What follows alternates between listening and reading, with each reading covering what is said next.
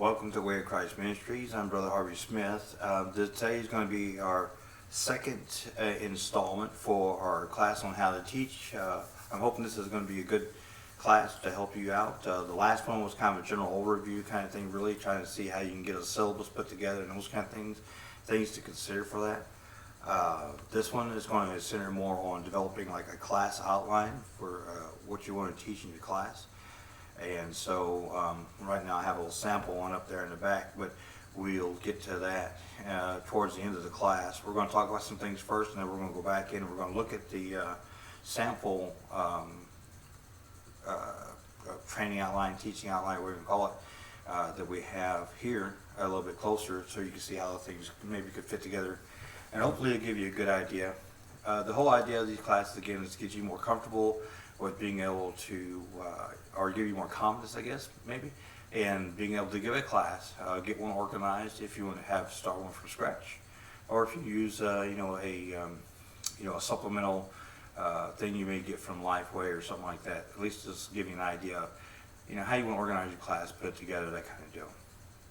So, if you remember, last time we talked a little about some things. And we're going to kind of go over some of those things like the task to standard briefly, but this is what we're going to do here is we're going to be creating a teaching outline. Our objectives are to identify the objectives of the class, identify the purpose and opening of the class, identify key topics to the students, clarifying learning methods to be used, and evaluation, assessment, and reflection. And then they review the outline and flow for consistency. So those are things that we want to do looking into this. Those are things we're going to discuss as we go into this class. And so I hope it's going to be informative for you. In creating the teaching outline, remember you've got to keep these basic things in mind of our task, conditions, and standards. Just as a review a little bit off of what we did last time, was we talked about the task and what it is. What we want to identify in the task is what is to be taught and why. We want to define our training and our learning objectives. Those be part of the task. That's where we're getting this from, and give an exact goal to the learning of the class. I spelled that wrong. I'm sorry, but we want to give an exact goal to the learning of the class. So we want to be able to identify for the students what it is they're learning and why they're learning it. That way, it'll maybe give them more motivation to stay awake, find out what's going on. With your Sunday school class, most of your stuff is, of course, going to be probably oriented towards whatever a book it is that you're studying, and what would be the importance of studying that book. So why study, say, Songs of Solomon? What would be the purpose in that? And so you could give your students, if you read through a summary that you have, you can go through and you read the book. You get a summary, you develop one yourself, make yourself a little outline of the book, and that'll help you write a summary. Then you can go ahead and out of that summary is basically what you're trying to do is present to someone else why that book is so important, and so that would help you, give you some ideas on how to extract that information so that you can get it ready for your students. So what it is they must know about that book. Now that would depend upon what kind of level of, remember I told you we gear our training towards whatever type of audience we're gearing for. For someone who's maybe new, we may just want to identify just seeing how God works in that book, as far as seeing God's love, or seeing God's holiness, or something like that. We can do that kind of deal. Or if we wanted to go a little bit higher up, we actually want to look deeper into, say, what is the theology behind this book? What is it really trying to teach us about God? How can we see God moving in this book in a more detailed manner? Something else, if you go a little bit further, maybe you want to include stuff like how many words are actually in it, how many verses are in the book, how many chapters there are, and that kind of deal.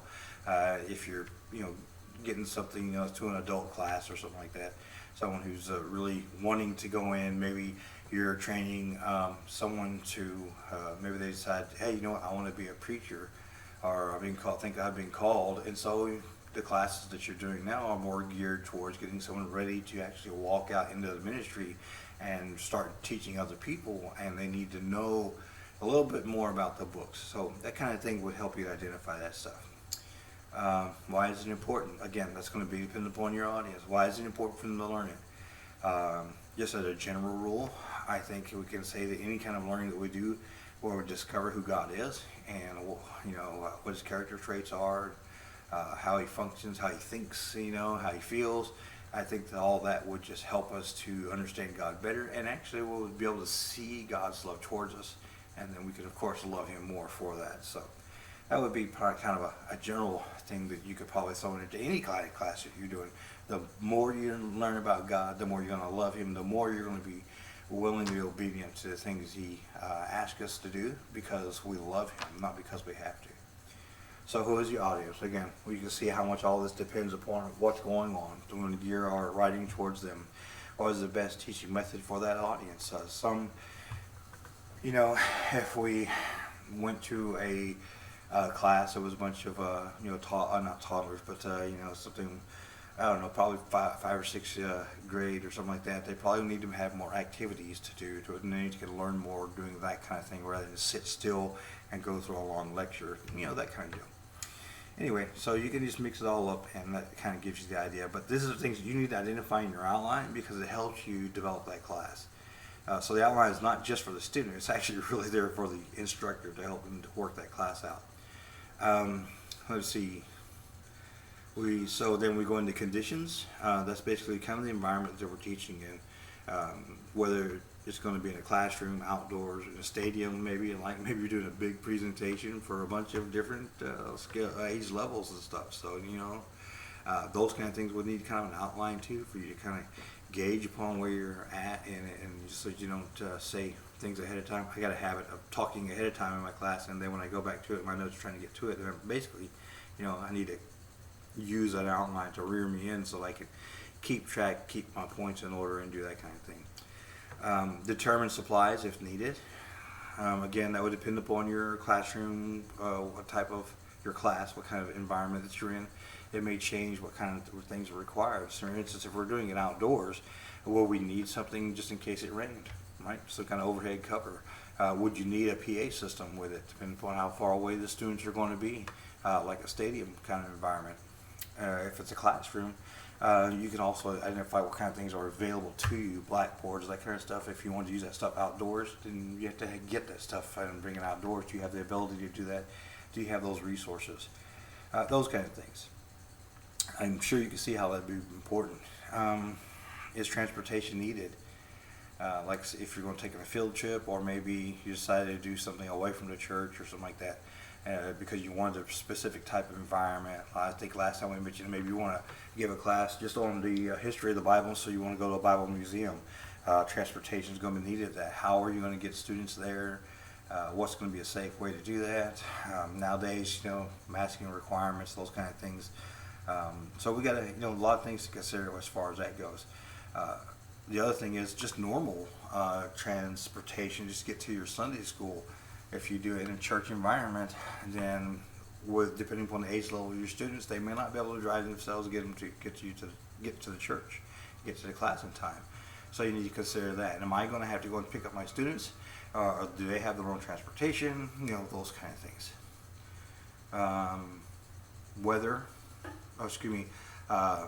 What additional environment concerns are there? So if you are doing something out there in the environment, what are some things that you're going to have to consider as far as the weather? Like we mentioned, is if it rains, or if it's going to be terribly cold, if it's going to be really hot, and they might need to have water on hand, those kind of things, refreshments, and other safety considerations. Outside, of course, you got other kind of animals and stuff like that. You have other people that can interfere, so you just want to make sure you got all that stuff under control. If you're in a building, of course, you make sure all the the fire safety stuff works, all that kind of thing. So that's our task and our condition standards. Again, this is all really for us, for the planning phase. A simple statement of what the student is expected to learn. What am I going to teach the student? What am I hoping that they pull out of this class? And that'll help us to develop what our training goals are. They may be intermediate goals they go through with setting, I need to do step 1, step 2, step 3, or A, B, C, whatever it is, to make sure that we can get these things done. And it could be per class, or this can be, of course, the task extension can be applied throughout the whole syllabus. But particularly for the training outline deal, then we still need to have training goals. What things does the student need to understand first? Kind of like right now, my training goal first is to make sure you still understand the things we talked about last time and how they're fixing to apply to this outline.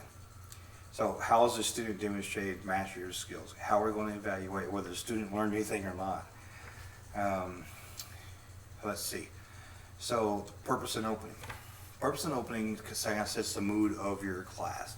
So it's kind of important. So a way of getting there, you know, you'll see a lot of speakers and stuff to come out with some kind of statement just meant to grab your attention and then hold you there until they can start introducing the subject, the actual learning material. But something to get there and go, you know what, you're doing this class because you need to learn it because it's applicable somewhere else. And we'll talk about that in our actual training outline that we got, but this is kind of a give you an idea. What we need to be able to say in here is why it's important that they know the material, and then we create a capture statement off of that.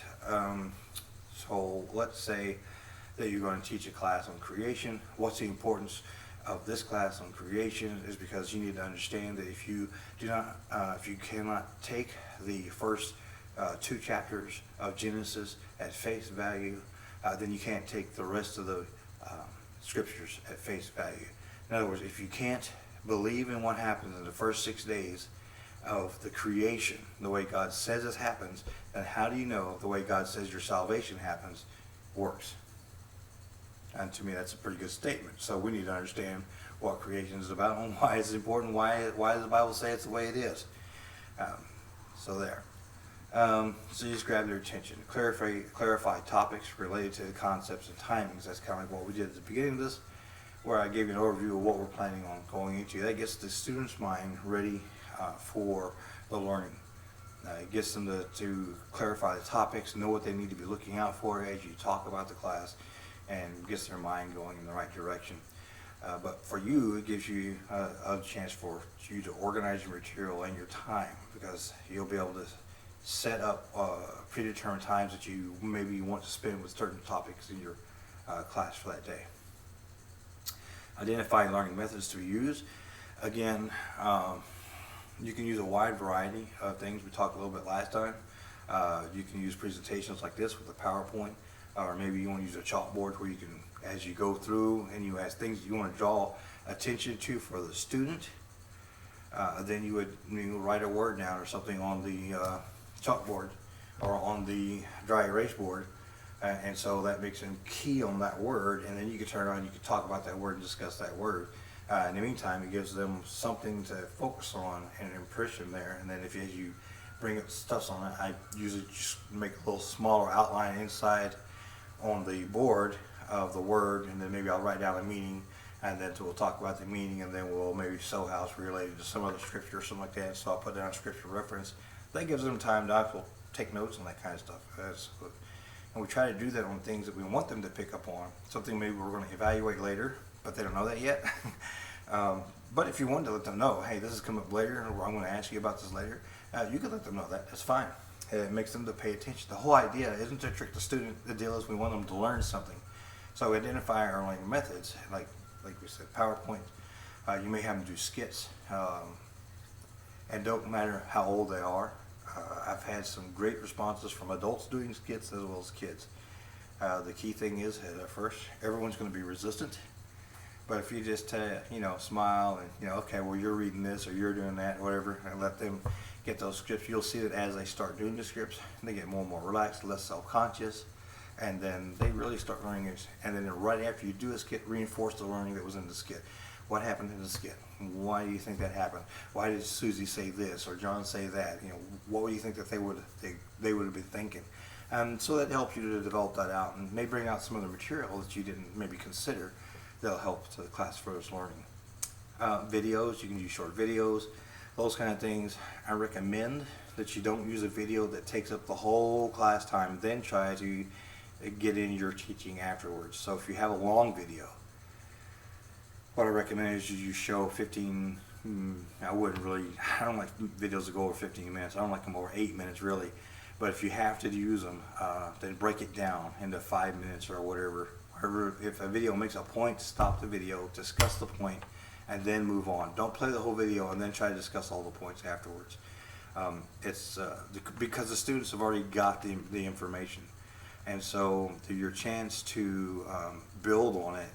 You're asking them to go back, 45 minutes later and remember something happened at the beginning of the class. on the video, and they're going to be lost. So don't do that to yourself. Don't do it to them. Again, the process is for them to learn, so you want to stop it. When you think there's a good point that needs to get taught out, or one that's in your outline you want to hit, and that video is you're using that video for that, or it was provided as part of a thing that you're doing, some kind of booked lesson thing, don't be afraid. Stop the video, pause it, discuss it, and then once that's done, you may find that that whole rest of that class is just spent on that one topic. That's no big deal, because the purpose of learning was to stop it here, and we'll continue with the next part of the video or the next point in our outline. And it's all it does is just make your class a little longer, a little bit broader as far as the middays that you'll spend in it.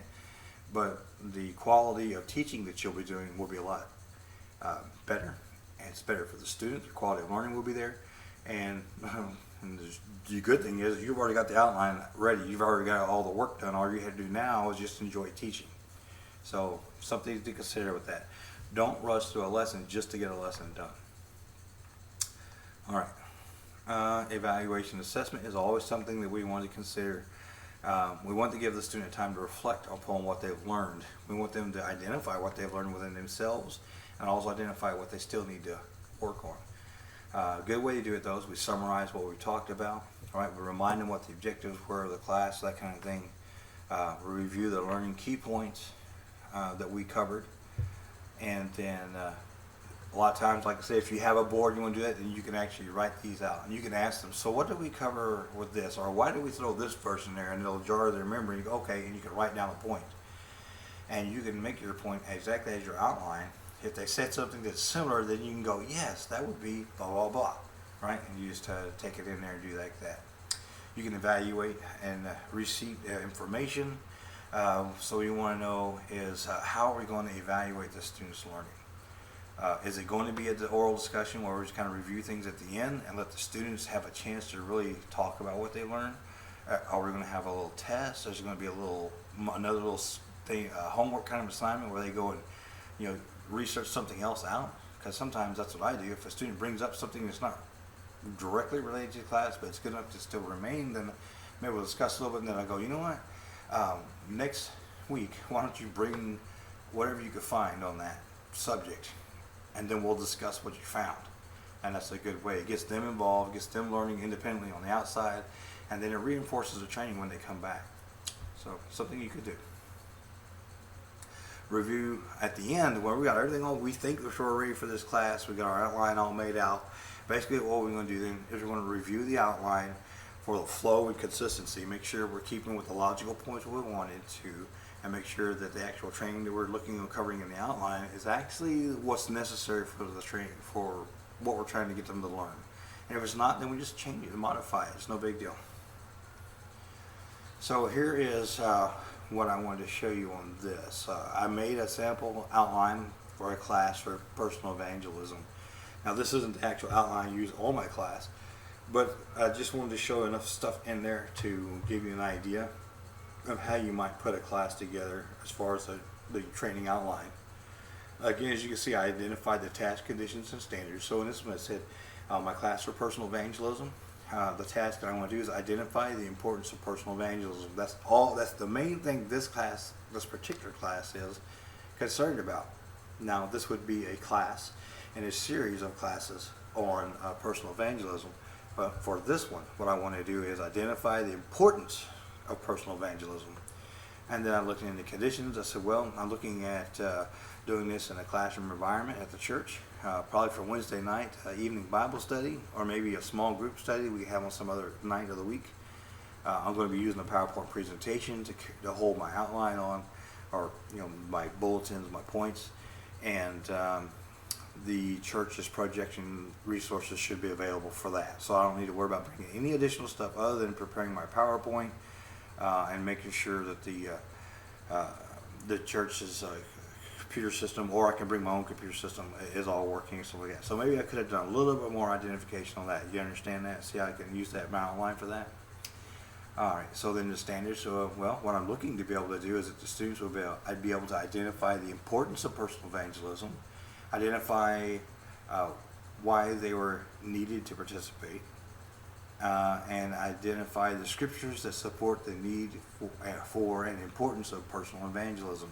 So as you notice, the class isn't actually talking about the act of personal evangelism. Right now, all we're talking about, that's what I'm identifying, is things upon why it's important, why personal evangelism is important, and why they should take this class on personal evangelism. That's the only thing I want to talk about in this class. So this is an introductory class. That's a little note to myself, so I can keep myself oriented and focused.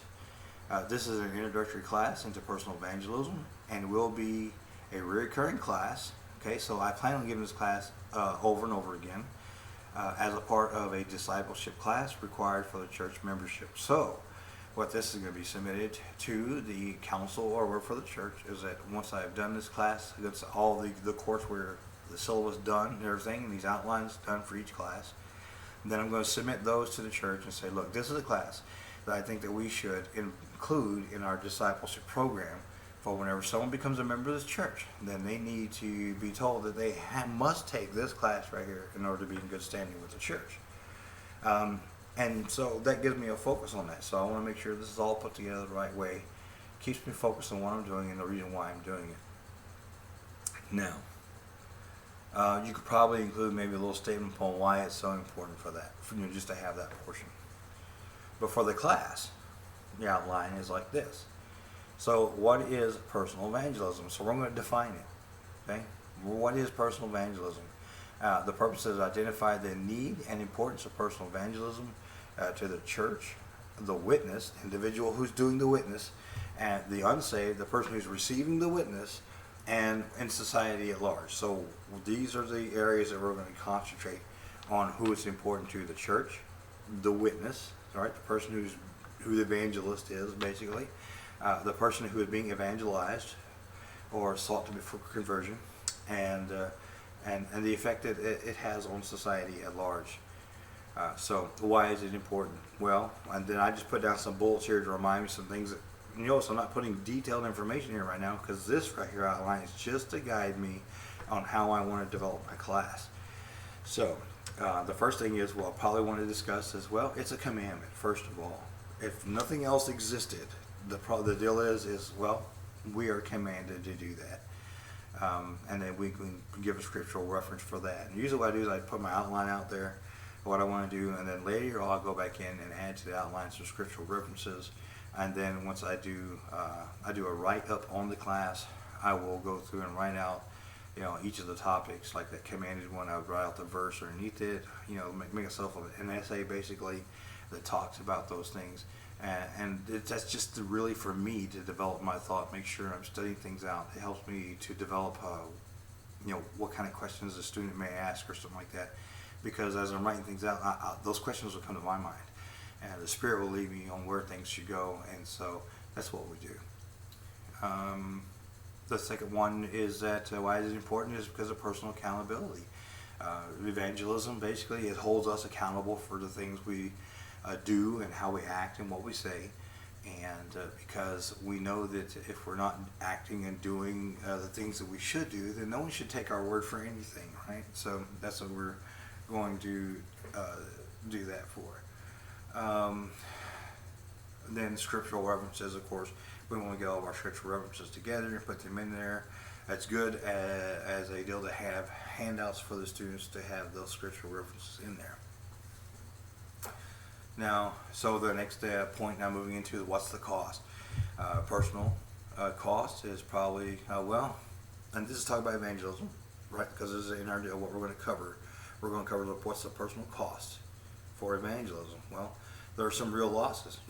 Someone could lose their job, promotion, family, friends, that kind of thing. So we want to make sure we discuss those things. Those are real fears that the student may have. Freedom of speech, right? We see it all the time lately, especially censored because of social media and that kind of thing. Independent liberties, right? Some people have been imprisoned because of their stands. A lot of pastors themselves have been imprisoned lately here in the United States for taking a stand and continue to hold services and teach the Word of God. But in some countries, we also find that, just speaking about Jesus will throw them in prison. So like I said, I'm not teaching the class right now, but these are some ideas you can get to do it in case you decide to use this later. So then healthcare, insurance costs like that. You lose your job, you lose your insurance, those kinds of things. Financial independence goes away again, of course, if you lose your job, those kinds of things. Institutions, what's the cost for the institution? And that can be covered in different ways, and you can look at it in different aspects of institution. What does it mean? Is it for the church? And this, I think it's mainly the area I would probably cover it in, is if someone's doing evangelism. Is it going to cost the church also? Is it, so that's the importance of why the church. Remember, it should be the ones who's teaching people and training people, discipling them, and how to be personal evangelists and how to do it in a good manner. But then you could also cover what's the institutional cost to a job or workplace or something like that. What is the real effect of having a bunch of Christians work for them? Why would they be upset about it, or why shouldn't they? Again, cost in society. Without personal evangelism, there's increases in drugs, divorce, disease, that kinds of things, because you have people who have no hope, and personal evangelism gives people hope. And so you can just talk about those things. What's the cost for the non-believer? Well, the non-believer faces a lot of things. Also, they could lose family. Same as we run through those things also. They lose family, they can lose friends, they can lose jobs. All those kinds of things can happen to the non-believer also when he converts. So making the student aware of these things, so in developing this, it shows the importance of what personal evangelism is and how it affects people. Then what's the reward? Personal. What's the personal reward of whenever you actually do go out and do that? And of course, you get to mention all kinds of deal about to the individual, what's their reward, what's the believer's reward as we go on to the next one, right to the new believer, what's their benefits that they get out of it, if they convert, what's the benefit of the church. I could tell you churches grow through personal evangelism. They don't grow through any other means. It's prayer, and it's fasting, and it's going and serving, getting people to join new believers, not people from other churches, but new believers are what builds a church.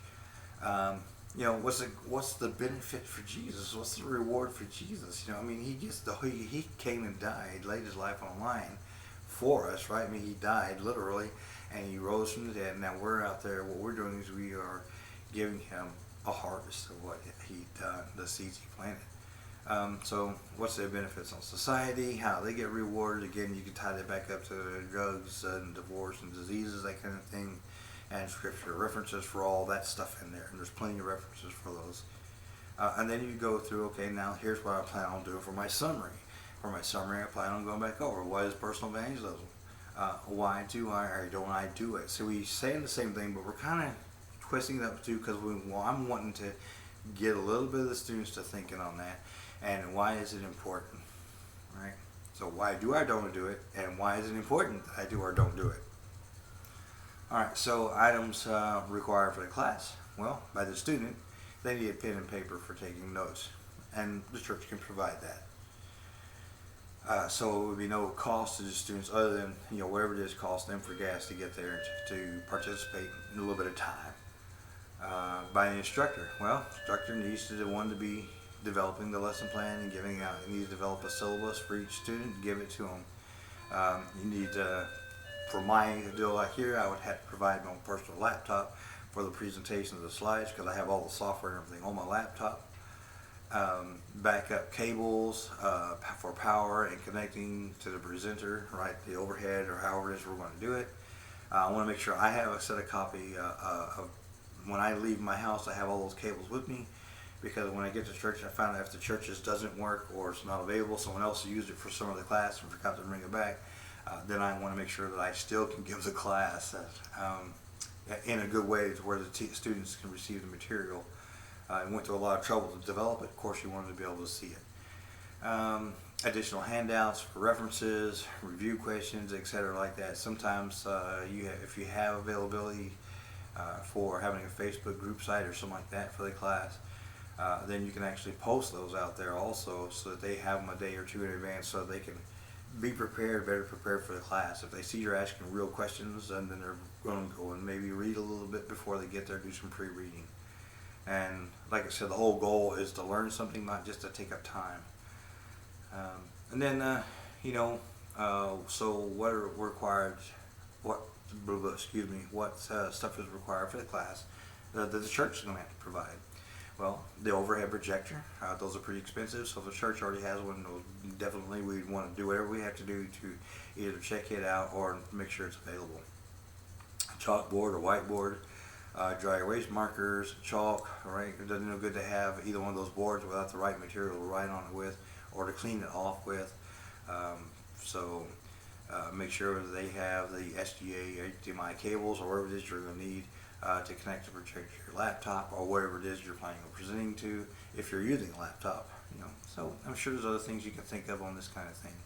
But that's basically kind of what an outline will be used for and how we organize it and stuff like that. As you can see, once we've got that outline, we can actually start putting that class together right away. You could probably take this one right here and put a class together. You just copy that out, and you already got a basic class for maybe an introductory class on personal evangelism already ready for you. Let me see here. So now here's our review, right? So because we talked about we should have one. So this is Tal was talking about to instruct a new Bible study and a Sunday school for a Sunday school teacher and how to make a course of study for evaluation. Here's what your evaluation is. I want you to find a book in the Bible that you've never taught from, and then I want you to create a course title for whatever you're going to be teaching it. Define the learning objectives for your audience and your type of audience, and then identify at least 3 resources and 3 costs. Either it could be 1 for the student, 1 for the teacher, 1 for the church, or 3 for the student, 3 for the teacher. I don't care. You can develop it out later, but just as a kind of getting your feet wet, this is what I want you to do. At least 3 resources and what the cost would be. Determine if the course will be taught once or repeatedly, and determine how you will teach and evaluate training. And then I want you to write this down into your class syllabus, so you can make those things. So what I want you to do is start developing your own little syllabus and maybe a training outline for 1 or 2 classes, that kind of thing. Remember the syllabus, you want to write it down well enough to where this is something that you're going to be giving to the student, this syllabus. So make sure you get that all in there, where if you were a student, you could look at the syllabus and know what the expectations were for the class and what the resources they'll need to bring. All right, so that was the second class. We'll have, I think, 2 more that I have prepared for you. If you have any other questions, please submit them to us. You can do that at twocministries@gmail.com. Or if you're a member of our Facebook site, you can send those to me through private messenger, or you can post them, and we'll see what we can do. If you want something else when we're done with these, maybe cover something more in depth as far as how to give a class, we can do that also. In fact, I've got some pretty good stuff that I'm thinking about putting together that shows you how to make your own training aids and stuff like that. So maybe we'll do that too. Anyway, may the Lord bless and keep you. Amen.